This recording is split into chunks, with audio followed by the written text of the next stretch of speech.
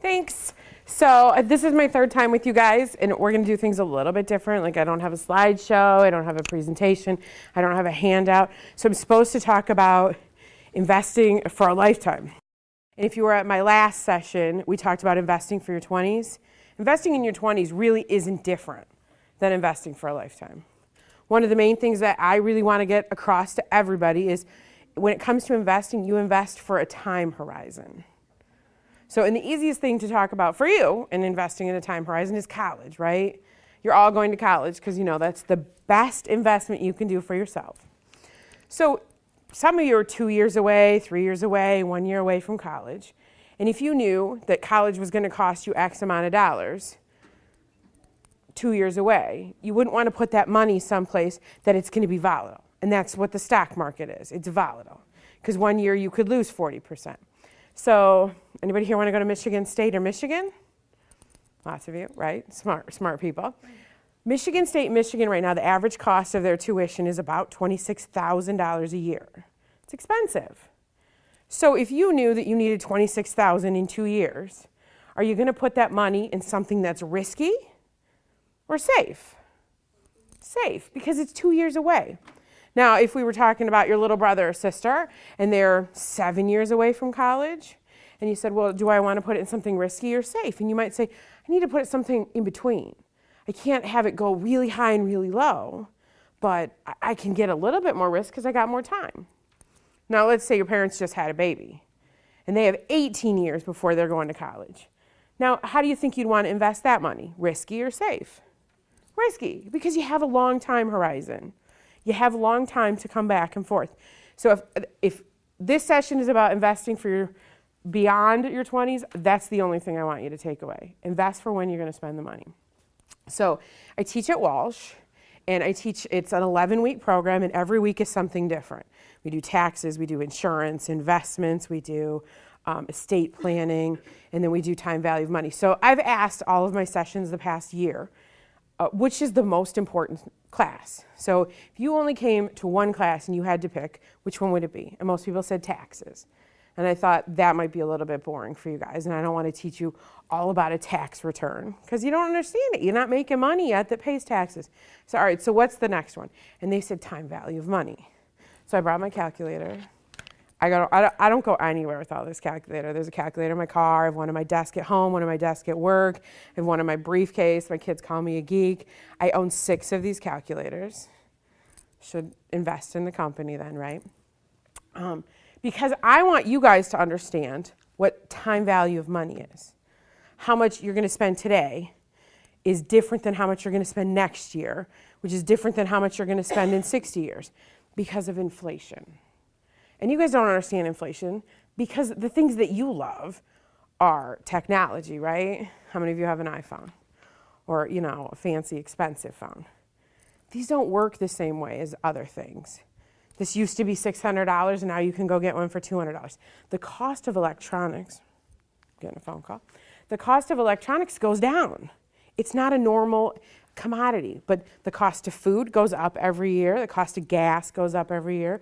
The cost, if you were a parent, the cost of your household goes up every year because everything gets more expensive every year, and that's because of inflation.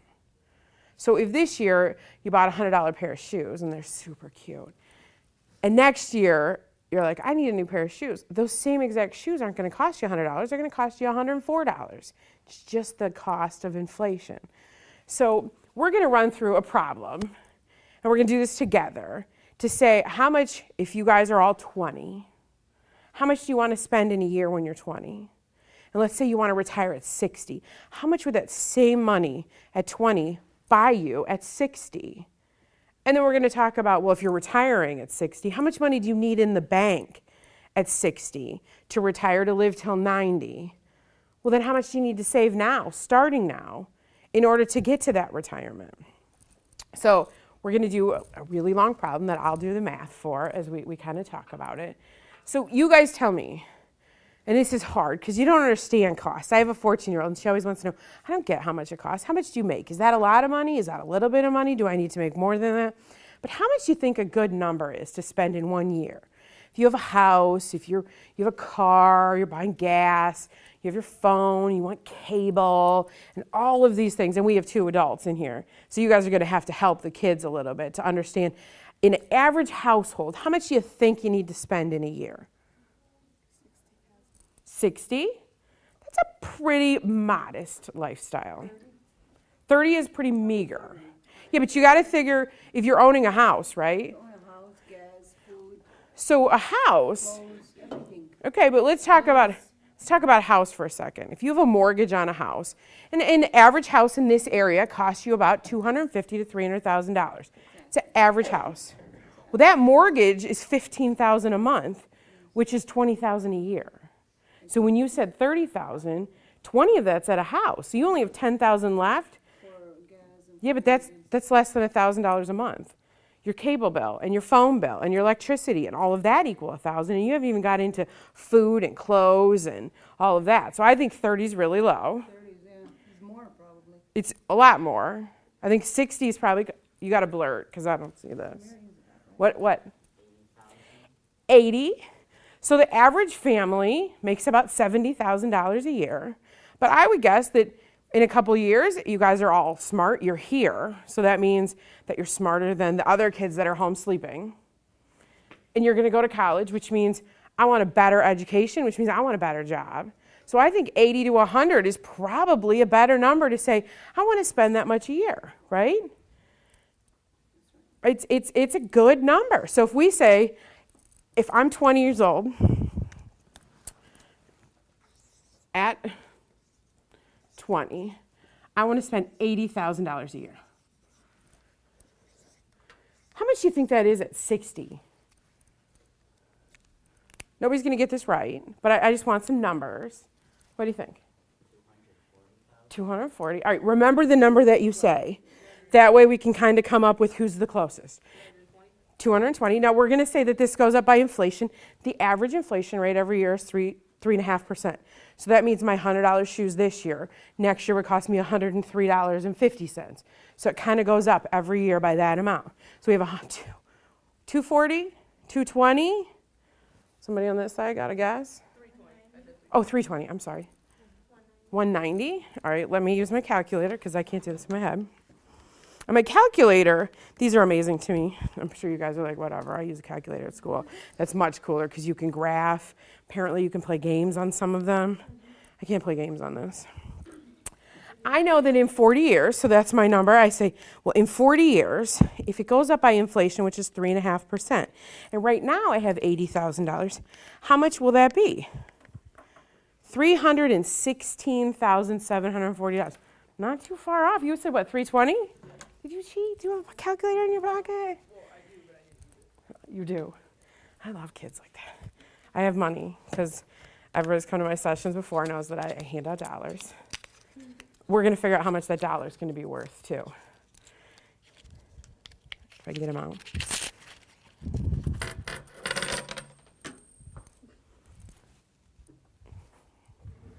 So it's $316,740. 316. We're just going to say 700. That's crazy. So the adults in the room, could you imagine spending $316,000 today? No, that's a lot. Right? In a 1 year for your household. It's just astronomical. But you could imagine spending 80 and being comfortable and having a little extra. So $316,000, that's a ton of money. That's how much you're going to spend your very first year. So you guys are retired at 60 and you say, great, I'm going to live this lifestyle. I'm spending $316,700 in my first year. Whoa. If you're spending that much, how much do you think you need to have in the bank? And we're going to say that your demise is 90. Okay? So in the world of financial planning, in order to come up with your retirement number, so I know you guys watch TV, and I'm sure you all pay really close attention to the commercials. Because I do. I watch every commercial. And when the show comes back on, I change the station to go to other commercials because the commercials are the best part. Right? That's right. Nobody watches the commercials. There are these ING commercials that are pretty cool. They're cool to me because I'm a finance geek. And there are people walking around with these numbers these large numbers above their head. And there's one that a guy's out trimming his bushes, and he's got this number. And the neighbor comes out, and he's like, hey, what's that number? Because the guy that walks out of his house, he's got this like scrolling blurb, and he doesn't have a number. He's like, what is that? That's my retirement number. He's like, what is that? He says, this is the amount of money I got to have in my account to retire when I want to. And that guy's like, I don't have that. This is because you don't have an ING advisor. But it's important to find out what that number is. Otherwise, when you're 20 and 30 and 40, you're saving, right? Because we're all saving. But you're saving to get to what? And you don't know. So what we're going to do for this guy is we're going to figure out what his retirement number is. And in order to do that, I needed a couple things. I need to know the age he's going to be at when he retires. I need to guesstimate the age he's going to be when he dies, because we have to have a beginning and an end. I have to have the inflation rate, which we kind of agreed was 3.5%. I need to know a rate of return inside of here. And I need to know how much he's going to spend. So I know how much he's going to spend in the first year. I know he's going to die at 90, and I know he's retiring at 60. So now I get to say, well, great. What's his retirement number? Which means how much money do I have to have in the bank to take out this amount, inflated every year, for the 30 years? So what do you guys think? What do you think that? $9,500,000, all right. 600,000. We can't be 600,000 because you got to start to think inherently. The first year you're taking out 300,000-ish. You're going to take out more than that the next year. So your 600,000 would only get you through less than 2 years. 950, that got you about 3 years. 30 million. Whoa, that's crazy. What do you guys think? This side of the classroom talks a lot. This side's pretty quiet. 15 million. It's a lot of money, isn't it? This guy's going to be a millionaire. You're all going to be millionaires. You have to be. When I was a kid, $1 million seemed like a ton of money. They always had a list of like the world's richest men, and they were all millionaires, right? And everyone's like, oh, if I could be a millionaire, you all will be millionaires. You have to be. Otherwise, you'll never retire. What about you guys? You guys have a guess? It doesn't matter if you're right or wrong. 35 million? Jeepers. No. So let's do my calculator. So I know that it's 30 years, and it's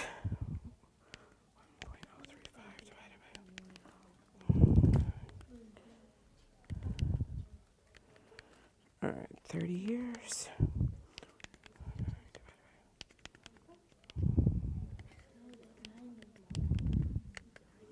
And I know that it's 316,700 payments.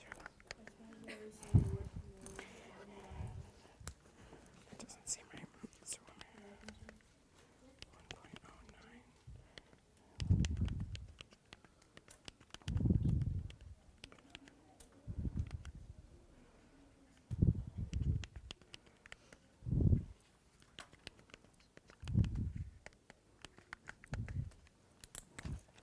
He needs, and this is in the bank,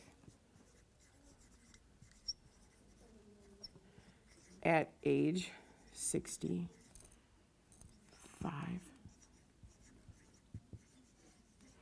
$5.2 million, almost $5.3 million. Some of you are a little high, some of you are a little low. Who was the closest? I think it was 9 million about the closest? So $5 million, not as bad as 35 or 12, not as good as 600,000, but you need $5 million. This is you guys. This is your life. So when you guys retire, if you want to retire at 60, you need $5.2 million in the bank. It's a lot of money. So now here's your question, right? How do I get it there? Tell me how much. This is what everybody, if I tell you that number, and I tell clients, and I tell a 40-year-old, I tell a 30-year-old, I tell a 60-year-old, all right, how do I get it? If I tell a 60-year-old, I'm like, it's too late. You can't, because you're already 60 and you needed this much. If I tell a 50-year-old, they're like, all right, but I can't save that much. 40 and 30 are a little easier because they have a lot more time to save. I'm telling you guys, and most of you are 15, 17, so at 20, you need to have this much. Well, great. What does that mean to you? I don't know right now, but I'm going to tell you how much you need to save every year to get to this. So what do you think? You got 40 years, because I'm going to say you're going to start saving at 20, because you guys are all super smart and you're going to graduate college when you're 20 and you're going to get that first really good job that's going to afford you to live this lifestyle. Sounds good, right? So how much do you think you have to save every year for 40 years to get to this amount? $1,000? $800,000. Well, remember, you're only spending $80,000, so the number has to be less than that because you have to be able to save out of this $80,000 number. 10,000? 14, 30. All right, we got a lot of numbers. 20,000, back row.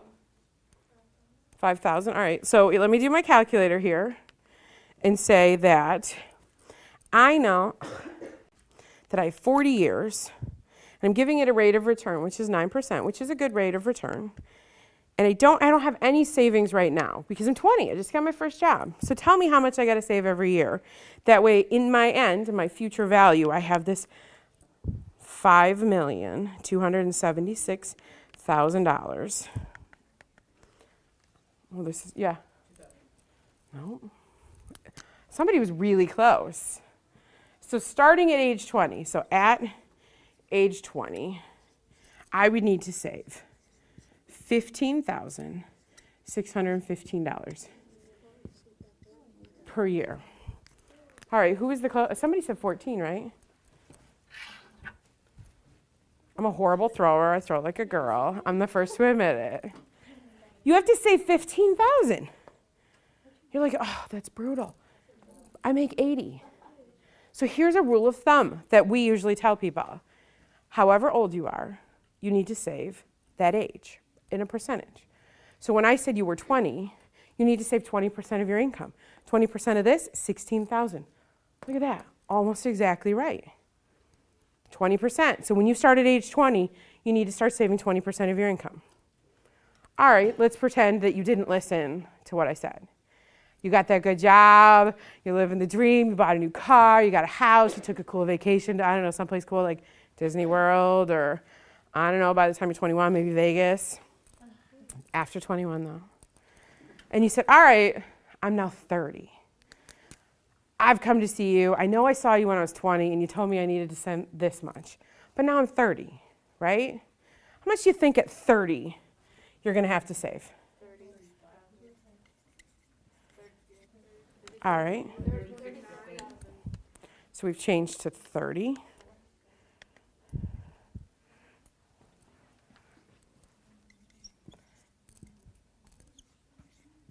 $38,700. I think she got it right because she said 37. Let me pick the ones off the floor.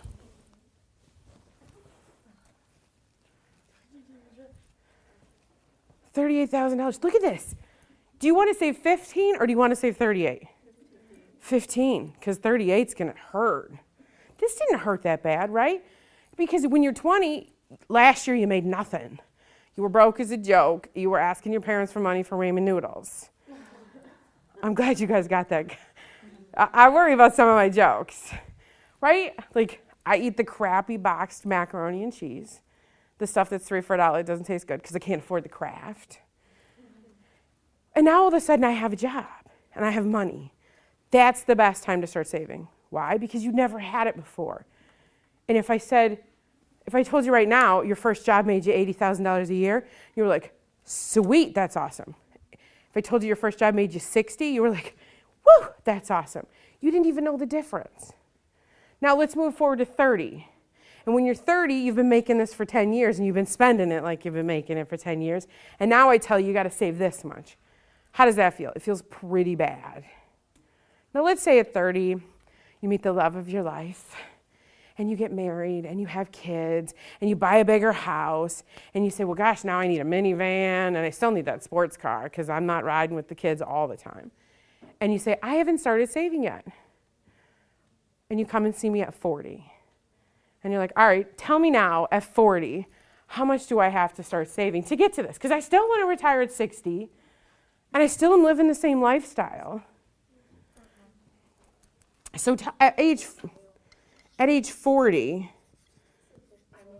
how much do I have to start saving?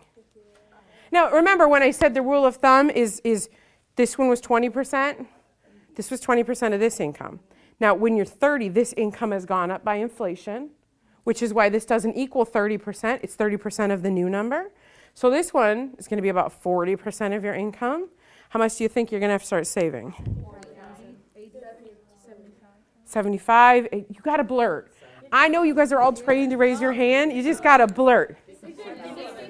64, 50, 56, 70. Oh my gosh. You guys ready?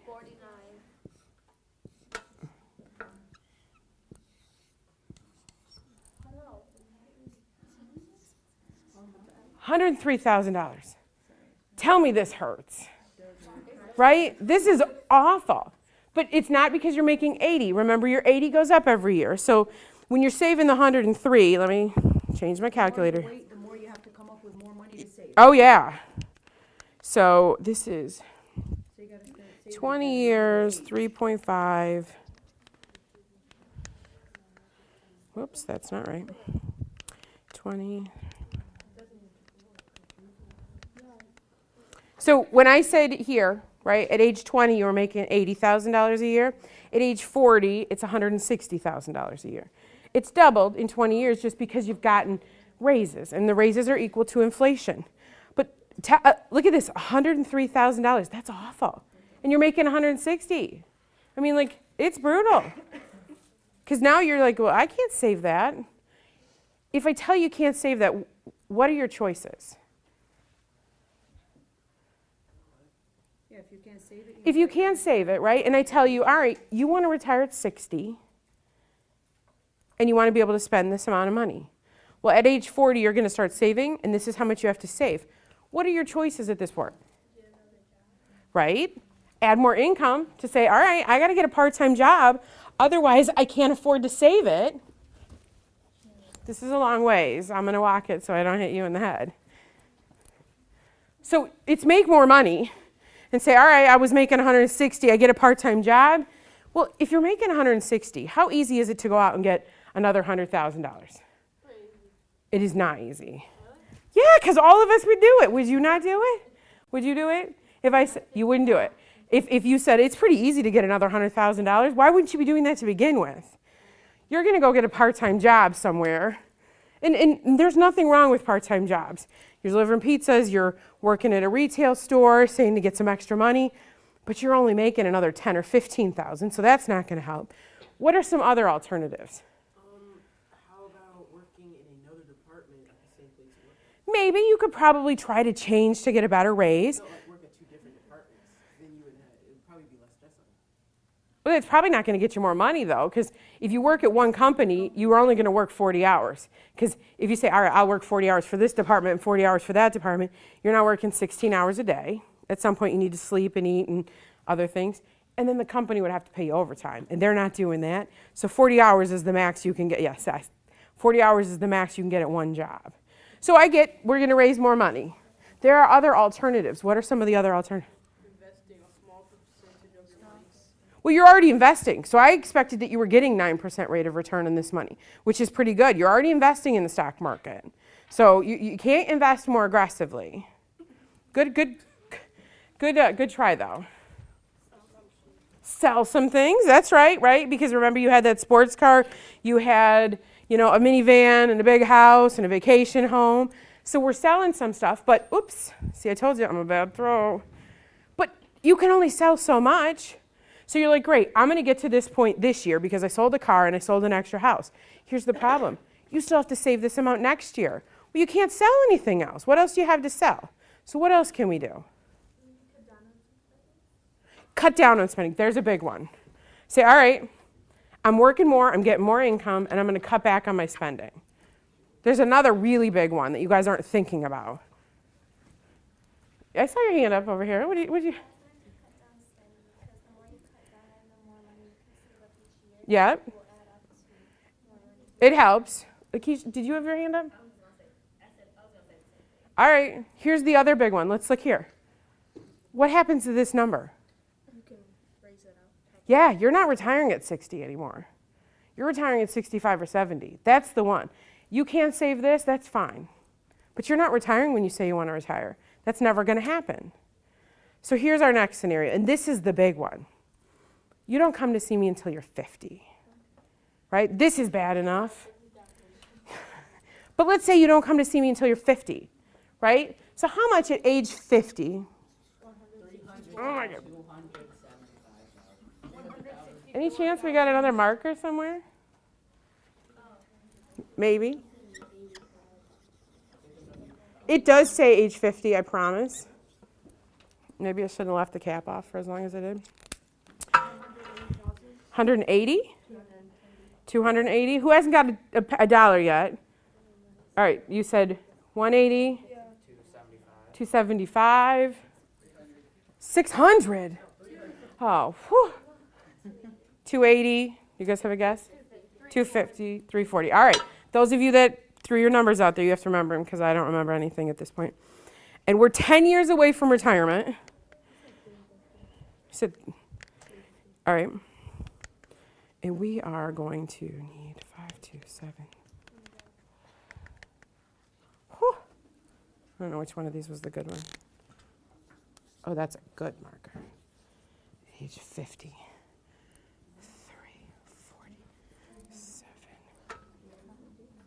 347, 270.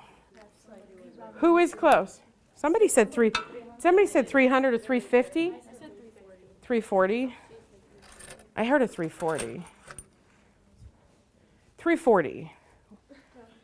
$340,000. Yeah, who's saving this?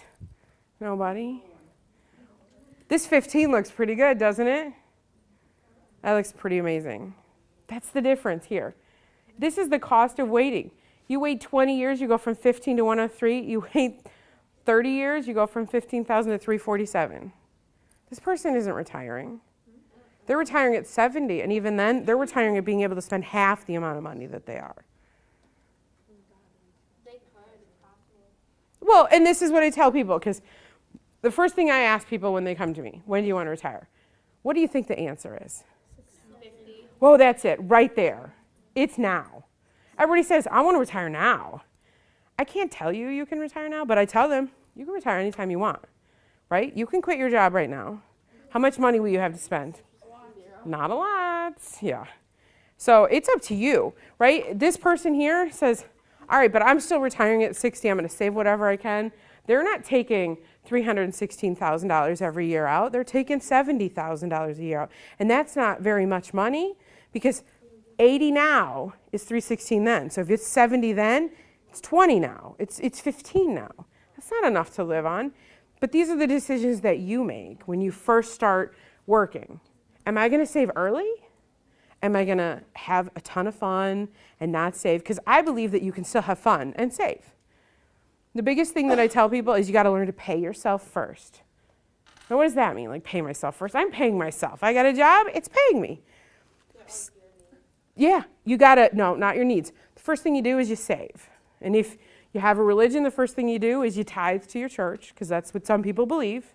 And then you pay yourself, which means if you're this person and I'm making $80,000, I'm paying myself $16,000 in my work 401k, in an IRA, in a joint account somewhere, but I'm paying myself first, and I'm going to live off the rest. And when you learn to do that at a young age, you still have fun. You learn to budget. I know you guys took a budgeting class, right? And you figure out how much you're budgeting for your house, and you figure out how much you're budgeting for travel and new clothes and getting your hair done and all the wonderful things. You learn to budget with this already gone. Most people will budget, and then what's left is this. And I believe that has to be first. So that's why you pay yourself first. You pay your savings first, and then you budget off the remainder of it. Does that make sense? Yeah. Social Security, so I'm pretty fond of this topic. Social Security was started in 1945. It's a long time ago. And Social Security was started when life expectancies were 65. That meant you were only going to live till 65. How many of you guys have grandparents? Lots of you. Do you guys know how old your grandparents are? 74. 80. 76, 75. I have a grandpa that's 90. Yeah. So Remember when I said it was started in 1945, life expectancy was 65, which meant the average Americans lived till 65 and then they died. Some of them made it longer, some of them made it less, but the average was 65. Well, now when you guys read out your numbers of how old your grandparents are, I think the average of this classroom is probably 75 to 80, based on everybody has these grandparents. Life expectancy now says that, and this is life expectancy from a baby, and this is life expectancy from the whole country. So you guys are all smart, and you probably have parents that have really good health care and educated parents because they bring you here so they understand the value of education. But these take everybody in the United States, so the people that are homeless and that don't have the same qualities and things that you have. The life expectancy for them, for everybody, is 82 right now. It's actually 83 if you're a woman, 81 if you're a man, so girls, you're gonna live longer. That's expectancy now. Now let's fast forward, and you guys are now 60. If you make it to 60, they have a different life expectancy chart that says, wow, you've made it this far. And they say that if you take 4 married couples, so there are 8 of you here, there's a 25% chance that 2 of you are gonna live to 95. So imagine this life expectancy. It's old. Like, you guys are gonna be old. They say that there's somebody born now that's gonna live to 130. It's not me, let's be clear. But 130, can you fathom living that long? No. So when Social Security was created, life expectancy was 65. And they said, if you got to this life expectancy, you're gonna pay in all year, your whole life, and you get to this life expectancy, the government's gonna give you what's known as like a pension. And they're gonna start paying you out on a regular basis, and you get this check every month. So your grandparents that live on Social Security, they get a check from the government every month. They've paid into it, so they're just getting a return of their money. Well, people my age, and people between the ages of 45 and younger, they believe that Social Security is not gonna be there because life expectancies are getting longer. So my grandpa's 90. He started Social Security at 65. He's lived on Social Security now 25 years, and he's really healthy, so he's got another 5 years probably in. When it was created, you were only supposed to live on it for a year or 2 at best. Bless you. So now you're like, well, Social Security will be there, and we'll count that in, so I don't need to save as much. I don't think for you guys that it will be. And you might get a little bit, but you have to save like it's not there. It's this pool of money that goes out to all these people. And anybody's heard of baby boomers? You guys ever heard of that term? Nice. All right, what is it?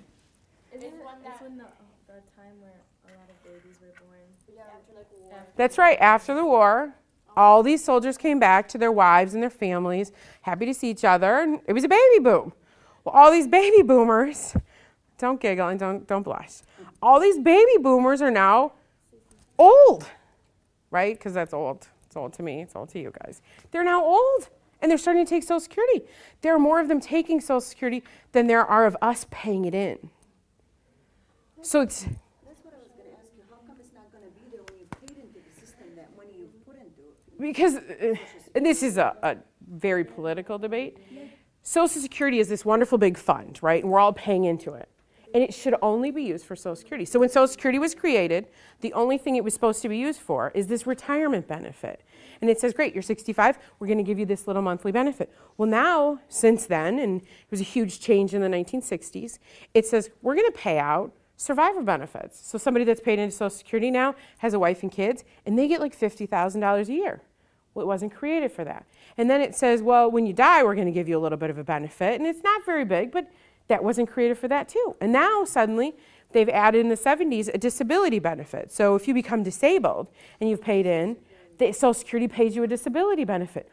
All of that stuff adds up to more money coming out of the fund that wasn't what the fund was created for. So imagine this.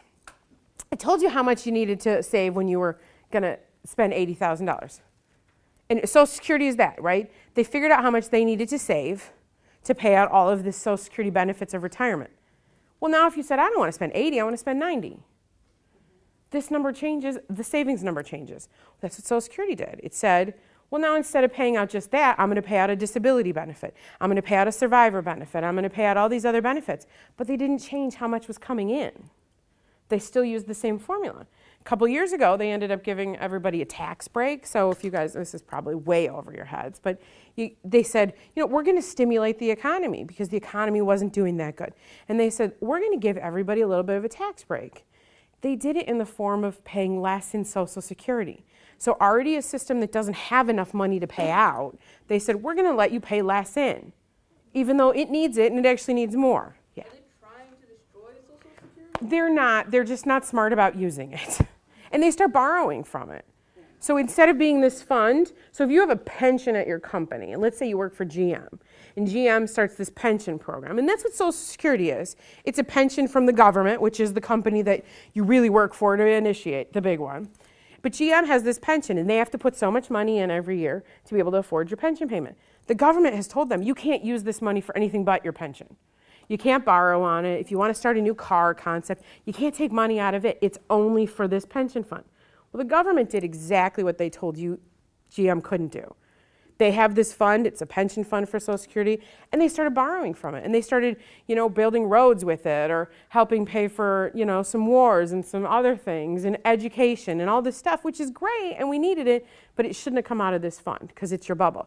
It's the same thing as saying, you guys are saving this much money for your retirement, shouldn't be used for anything but your retirement. So when you want a new car, you don't take it out of here. You find a way to take it out of your budget. Don't take it from your savings because all that does is change your retirement number.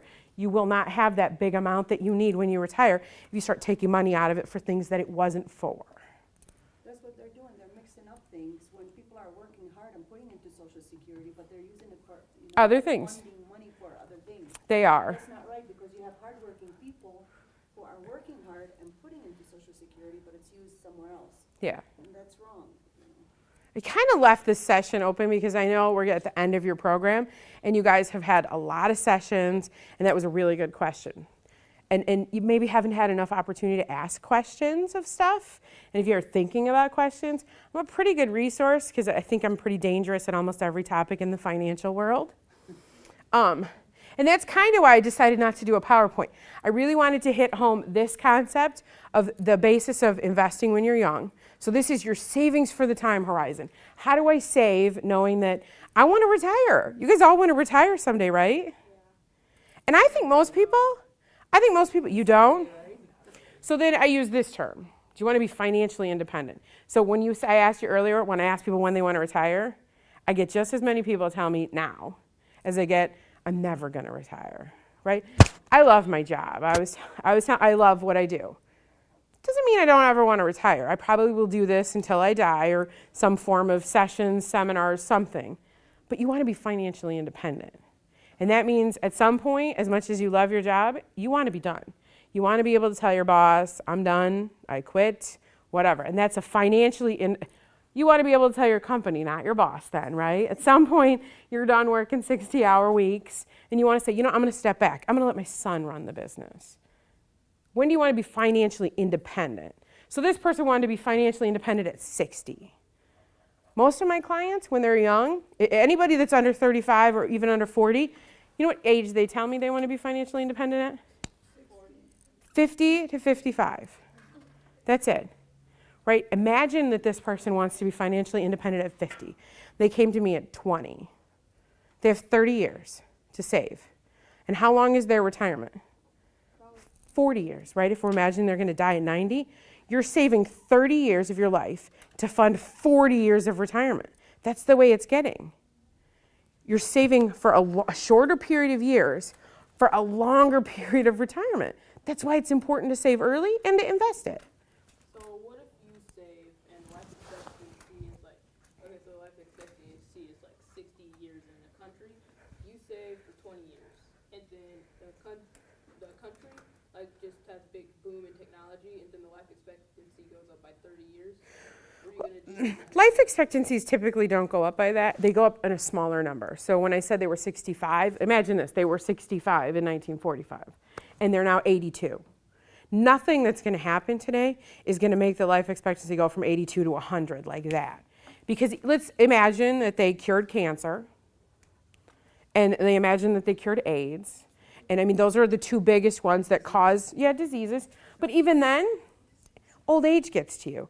And dementia gets to you, and Alzheimer's gets to you, and 82 is going to continue to creep. I mean, 82 will turn into 100, but it won't for you. 82 may turn into 85 or 86 for your age group. And when you have kids, the 86 may turn into 89. It slowly creeps up. I don't think that anything that they can do right now and eradicate all of it is going to change life expectancy that much.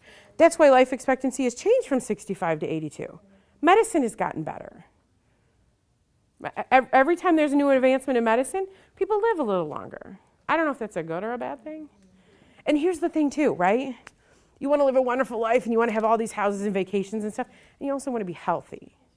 I joined a gym. I have a trainer 2 days a week. I'm working on this right here. Oh, you know what this is? This is the worst thing to do for my retirement.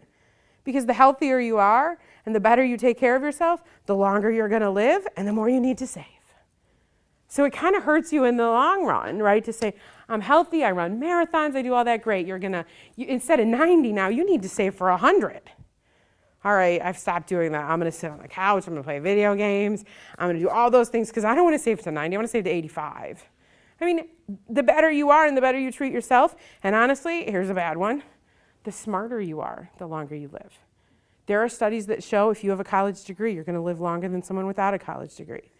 If you end up with a master's degree, you have a tendency to live longer than someone with just a bachelor's degree. It seems silly, but the more educated you are, typically the better you take care of yourself because you understand the trade-offs. So those of you that are going to be really, really smart, playing on 100, I have a client that's saving for 115. They have 6 out of 8 of their grandparents in their mid-90s, and 4 out of 6 of them still drive. I try to tell them to give me the schedule of when their grandparents are driving so I'm not on the road, but it doesn't work. Ask away. Sarah, so for most people who are financially independent at the age of 60, do they all have financial planners? No, I think most of them have some finance person in their life. And so the good ones, so most of my clients, all of my clients, have me as a financial planner. They also have a CPA that works for them. So there's a team of people working to help get you what you need. And it's a CPA, so that's someone that does your taxes. Because taxes are the biggest issue here, and you don't even realize it.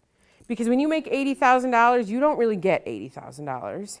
You get 60 or 55 because taxes eat away at a bunch of it. Remember I told you Social Security? You guys are all paying into Social Security. When you get your first job, you're paying 6.2% into it.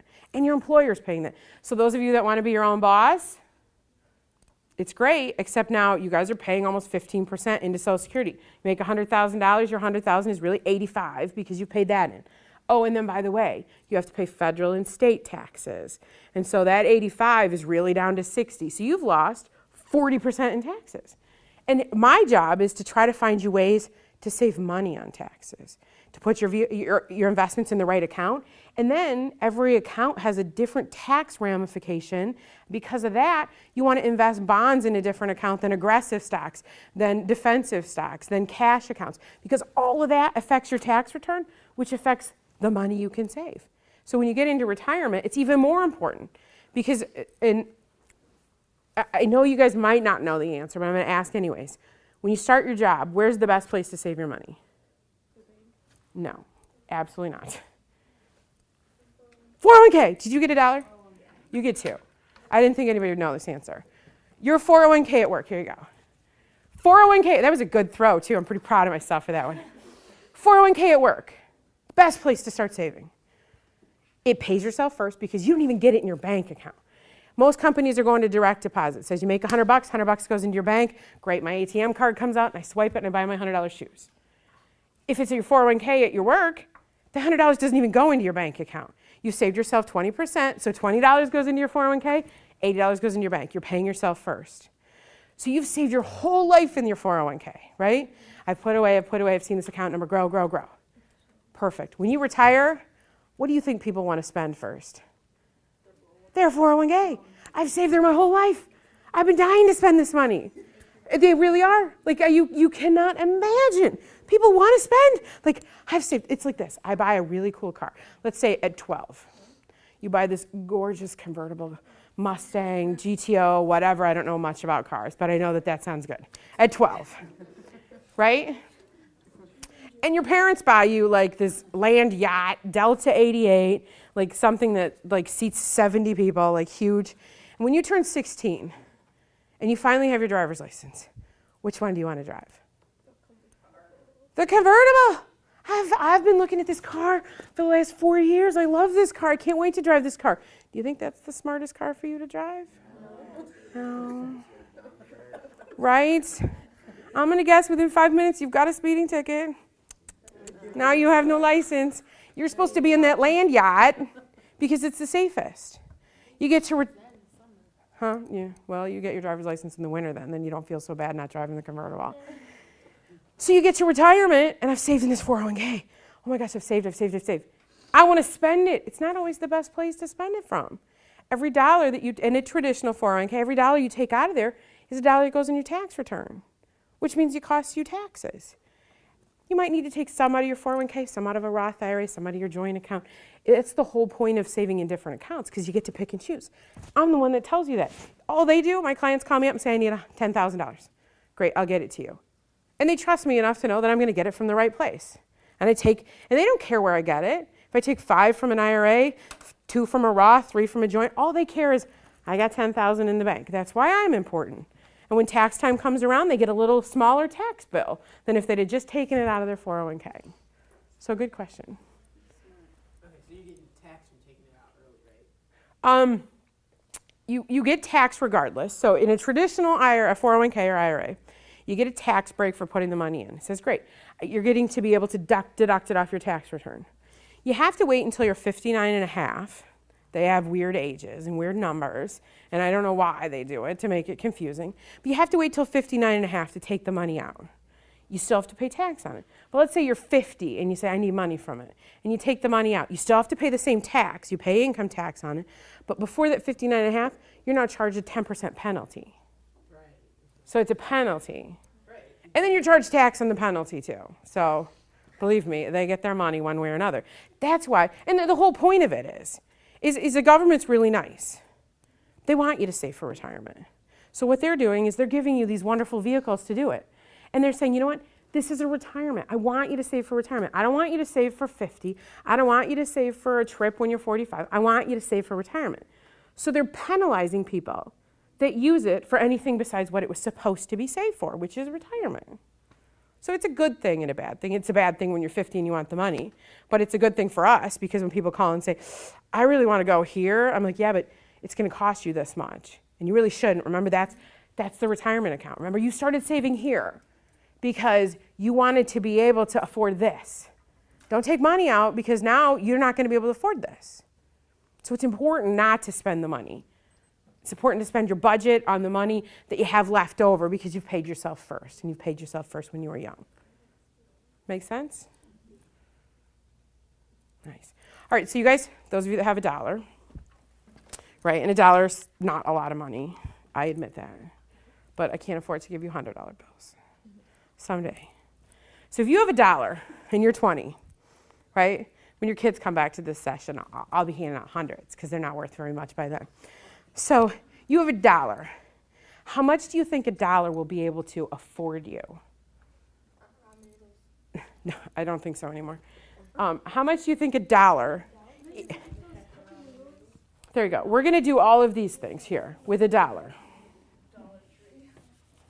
Well, the Dollar Tree is eventually going to be the $2 tree. I mean, and then used to be the Dollar General was $1. And now you go to the Dollar General, half the stuff is $5 and $10, which really makes me mad because you're not really $1. I love Five Below. It's not really a Dollar General. Five Below is the best, right? There's no false advertising there. The Dollar General to me is false advertising. I walk in there and I think everything's going to be $1. All right, the General's not charging me $10. It's a Dollar General. So Five Below is the best because everything in there is 5 and below. Yeah. So you're 20 and you have $1, right? And $1, we're going to pretend buys you a pack of gum. It doesn't really. It might buy you like the Wrigley or Juicy Fruit now. Those used to be 20 cents when I was your age. So you have $1 at age 20. If you do nothing with that $1, and this $1 buys you a pack of gum, and it's not even good gum. I mean, imagine this. At some point, gumballs are going to be $1. You're going to have to put that coin in a gumball machine. How much at age 30 is that dollar going to be able to buy you? No, it's going backwards because inflation eats at it. Remember? So now instead of having a dollar, you still have the same dollar, but now we're going to talk about purchasing power of a dollar. So today, a dollar buys you something that's a dollar. And you go into the Dollar Store, because I'm not using the Dollar General because it's not right. We're going to the Dollar Tree. At age 30, how much is that dollar going to be able to buy you? A tag off of one of the toys. No, we're looking for a number, but that's, well, no, it's got to be more than that. I mean, you still have a dollar. Inflation eats at it. So in 10 years, what's the purchasing power of a dollar? About $10. No, it's going down. Oh, It's going down. So we have a 50 cents, 80 cents, 10 cents, 80 cents, 30 cents, 91, 20, all right, 25. Let me put in my calculator because I love this calculator so much.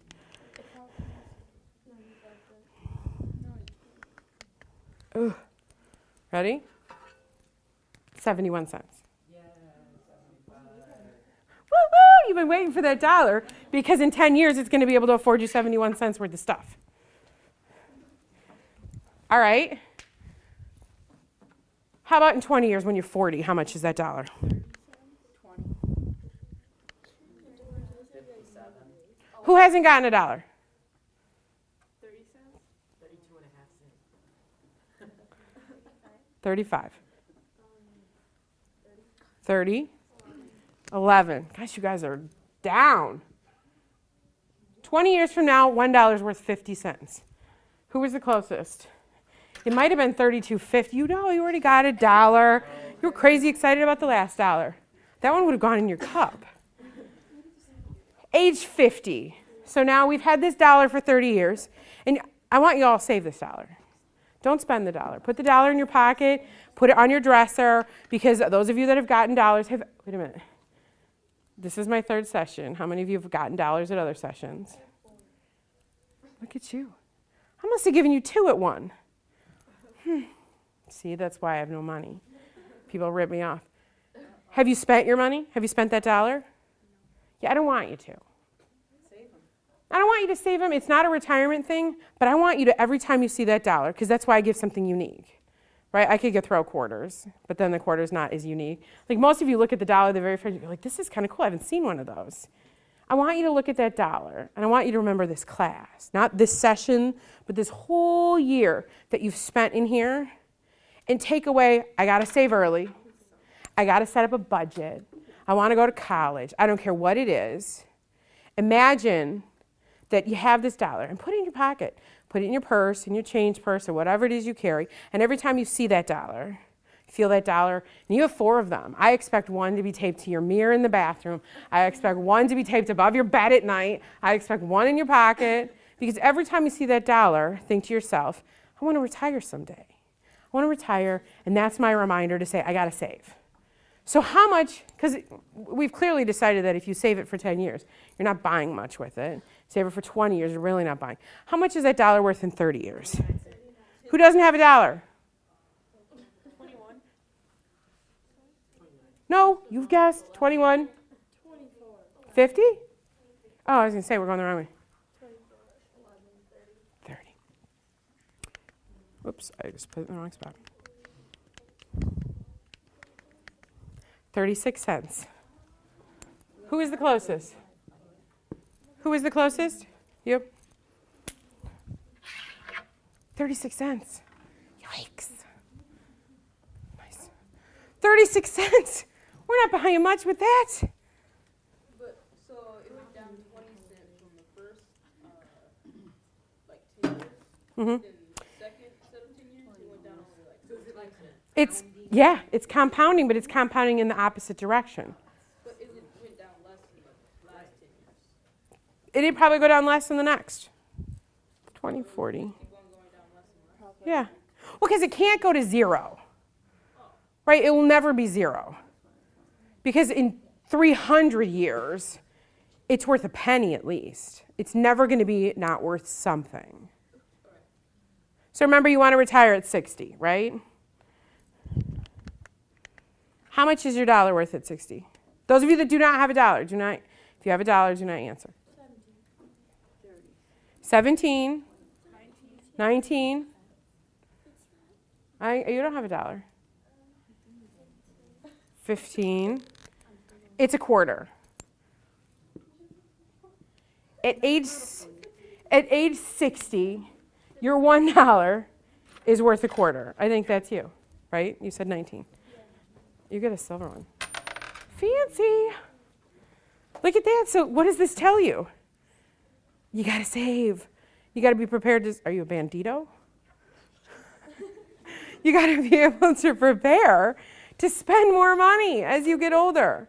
So you got to be able to invest more money. That's awesome. I'm sorry, I didn't mean to embarrass you. All right. So do you guys have any more questions for me?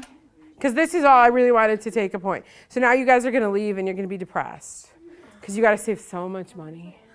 And the money you save isn't going to be able to afford you as much because, you know, life gets in the way and inflation eats away at it. So. Okay, I know this is probably from earlier in the class. That's fine. You know how you were talking about the businesses and being an owner? Yeah, you're going to own a country, right? If you really want to avoid taxes, all you have to do is keep yourself off the grid. If you remove yourself from the government, you won't have to rely on them. If you're living in the U.S., that's illegal. No, it's not. You can live on their land and pay the, you don't have to like rely on their electricity. Okay, electricity is not electricity is not tax. Right. So you could live in your own little where you have wind power and you're creating your own electricity, Right. but you still have to pay tax. You're earning money, and if your business is earning money, then your business owes the government tax. So it doesn't even matter if you're like, No, you'd have to start your own country, like your own sovereign nation. And the problem is you're going to tax the people. You may have gotten away from paying your own tax, but you have to tax people because your new country has to have roads, and they have to have a hospital, and they have to have all of these things that require tax. I'm happy the government charges me tax. I'm always, you know, people grumble about tax. I'm happy to pay my taxes. Why? Because how did I get here today? I drove my car on a road. Might have a few potholes, but I got here. And if I didn't pay taxes, we wouldn't have any roads. We need the government. And I've been sick in the past. I had 2 babies. I ended up in a hospital. Hospitals are subsidized by the government. I'm happy the hospital was there because the birth of my baby's at home. I mean, I was happy. All of the things that everybody grumbles about taxes, I need them. I need to have the taxes. I need to have roads, and I need to have infrastructure. And you love this library, right? Library's awesome. I love going to the library. I like the books, so I check out ebooks on my Kindle from the library. It's awesome. Libraries are funded by tax money. So much stuff. You go to school, you like your school, you don't like your school, don't tell me. Schools are funded by taxes. You guys get an education if you're in the public education system. Don't laugh. well, no, I'm not. I'm just kidding. We're not in the public. Oh. Homeschooling, though, even though you're homeschooled, they offer public services to homeschool parents, right? So you get books and stuff that your parents don't have to pay for because, well, sometimes, because they choose not to put you in the public school. There are some subsidies for homeschool that's paid through with taxes. Yeah. Taxes are a good thing. They're not always a bad thing.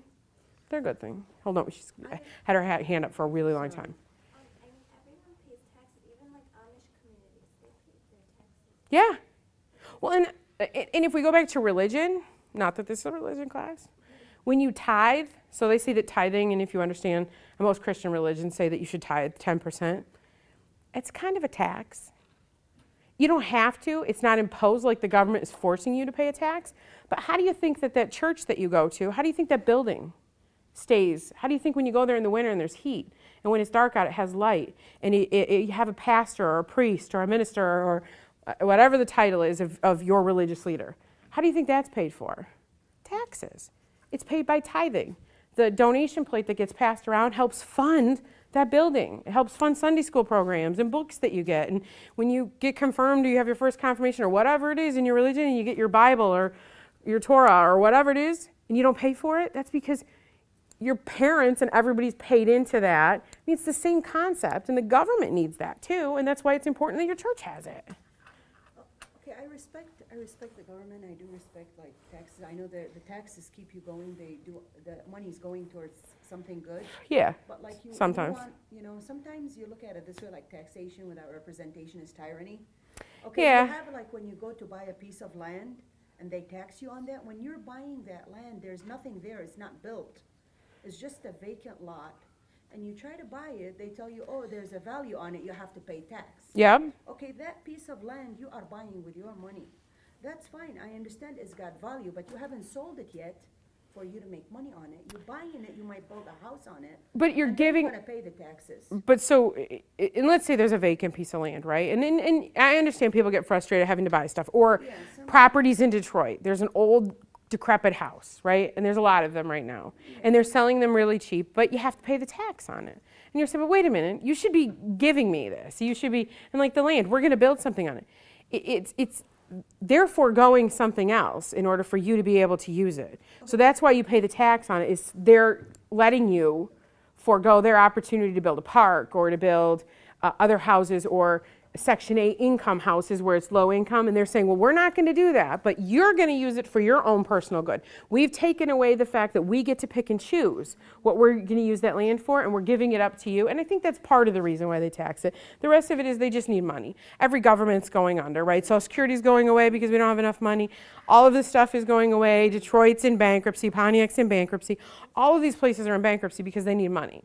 Well, they either raise taxes, which we all would be mad at, or at least the tax-paying portion of these people would be mad at, or we have to tax on other things. And they're starting to raise taxes on gas and consumer goods, gas, tobacco.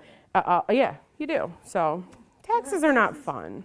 They're not fun, but you're paying on your home, you're paying on your bills, they taxing you for that, you're paying on the food that you buy. Yeah, exercise tax. I think most people pay at least 50% worth of taxes. And the United States is one of the lowest tax countries. If you live in Europe, Germany, most of those are 60 to 70% taxes. Socialized. You don't pay for other things because the taxes cover them. All right? Any more questions? Why can't America just have a tax system on how much money you make? Instead of, Instead of what we do now, 6% of like what we make, instead of 6%. so you say like a flat tax.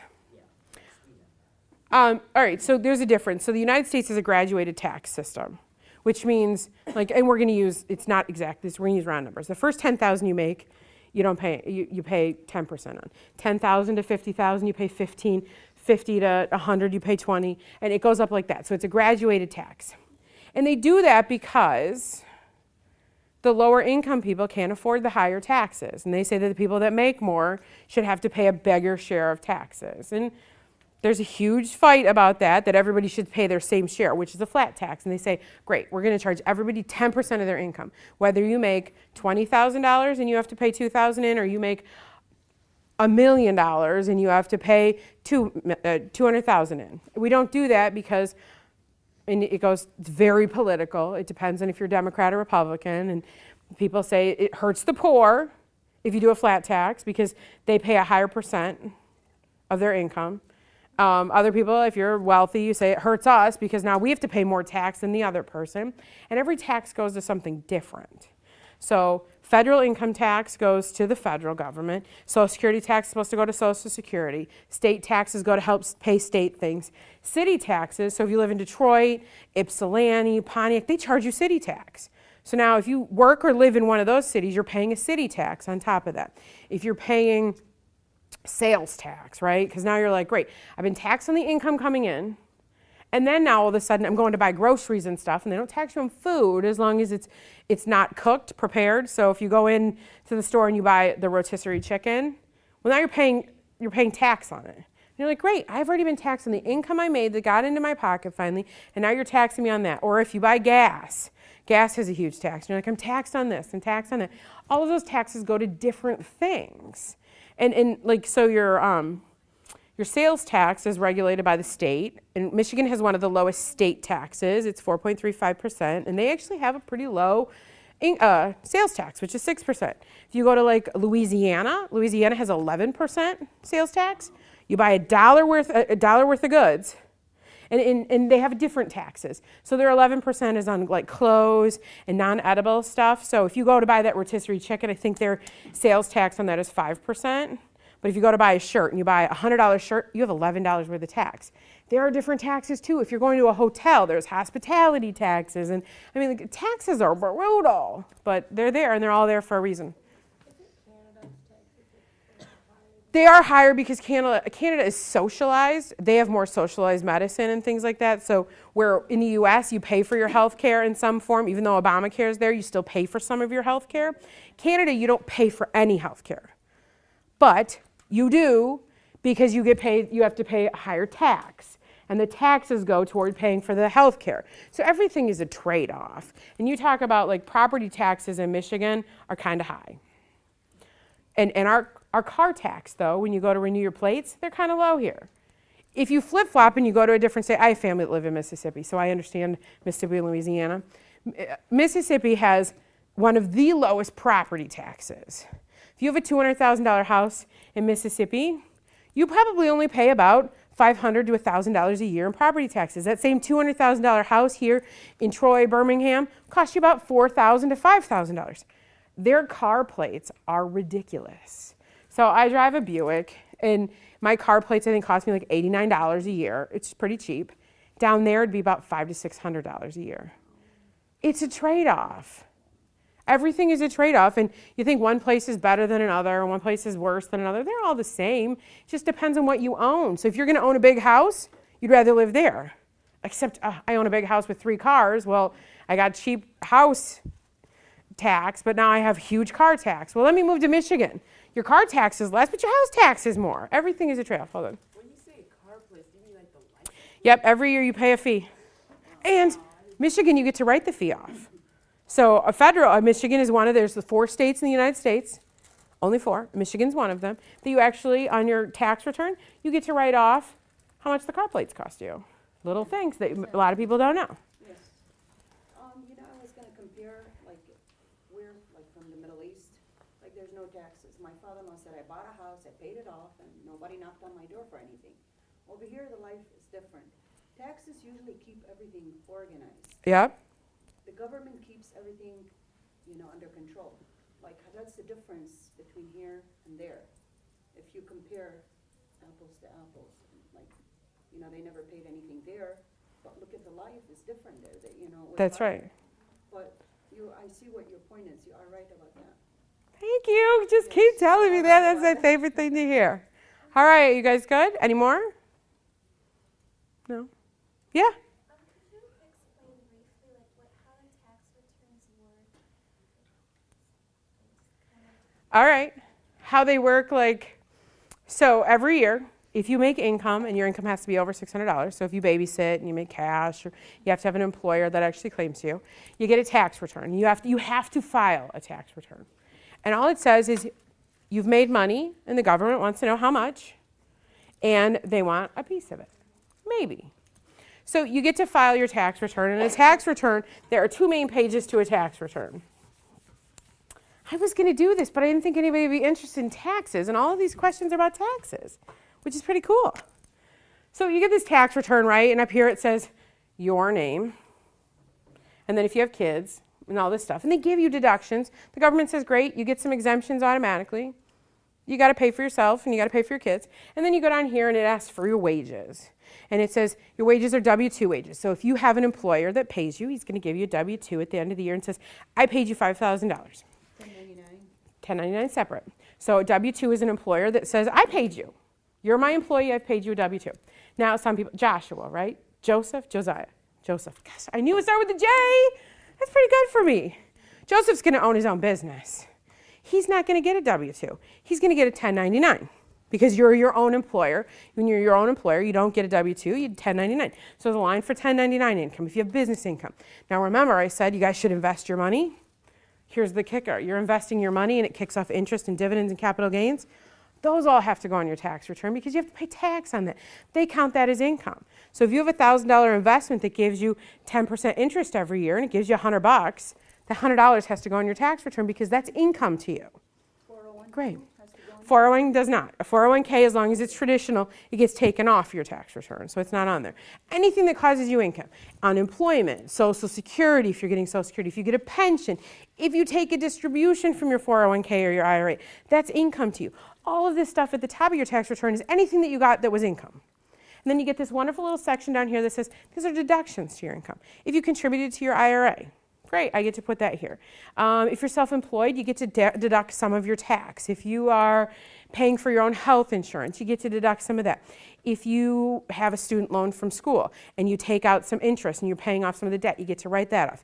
If you're a teacher, and teachers have a lot of extra expenses that, school costs, markers, all that stuff, you get to write off some of that. So then at the bottom you have what's called AGI, which is your adjusted gross income. It says, here's your income, here's your deductions. And you get to go down there and say, great, I got to take some stuff off.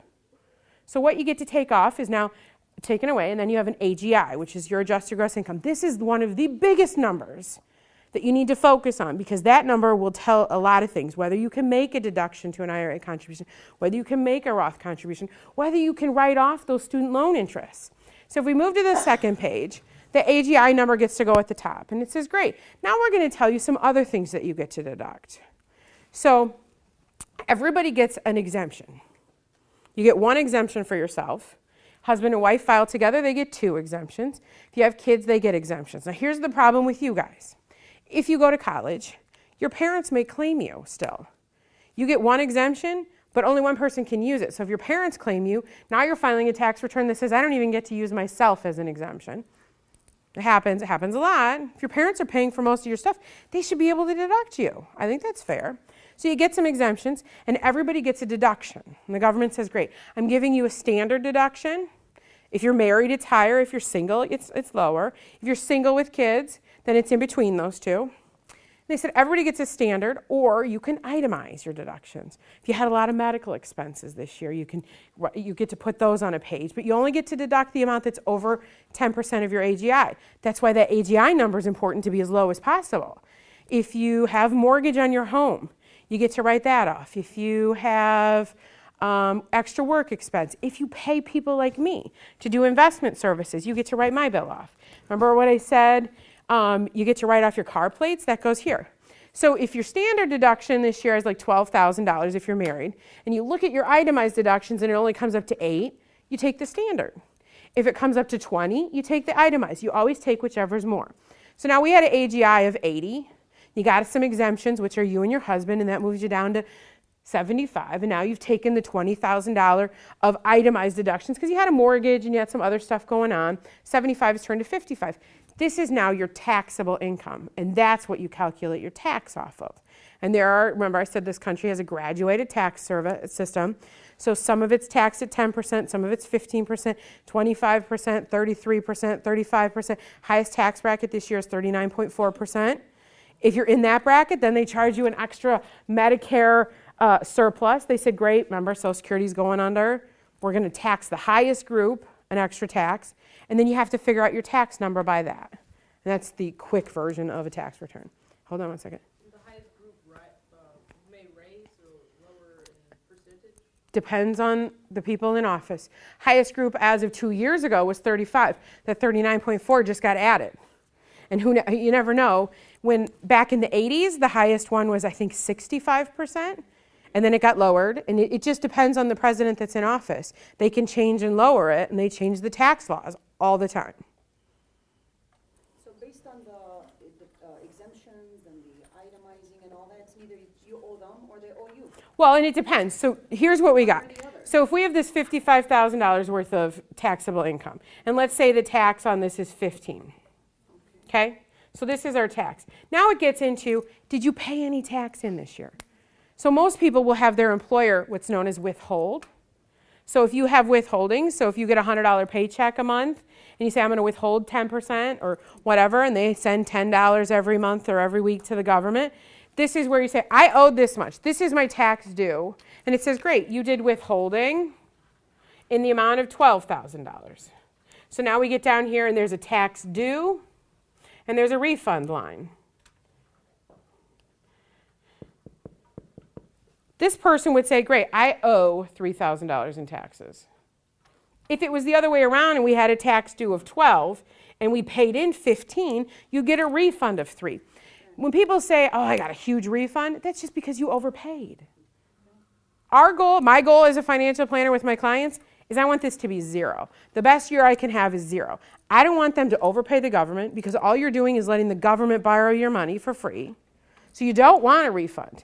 Everybody's so excited to get a refund. I have friends that love their refund. Here's why they love their refund. They charge their credit cards up all year, right? They do. And a lot of people do this. This is the American way. I'm going to charge my credit card. I'm going to charge my credit card. I pay my minimum payment. But when my refund comes in, I'm going to use that to pay off my credit card. So your credit card charges you an interest rate, 15, 20%. So you've been paying all of this interest all year long, and you're giving the government your money to borrow for free. And then when your refund comes in, you pay off your credit card. You've lost money. Okay, but sometimes it's not only credit card, you have mortgage, you have. No, lots of things. The license plate, Lots of things. there's other But things. your goal is to break even. Sometimes you're entitled to that refund, Yeah. because you've put into it. You have, but so even then, a lot of people aren't like at a negative tax rate, not people I talk to. Most of them just pay more in than they should have. And that's where you can go to your employer and change your withholding during the year if you know you're withholding too much. I mean, you can play with the number a lot if you calculate your tax. Your refund accumulated like over the year.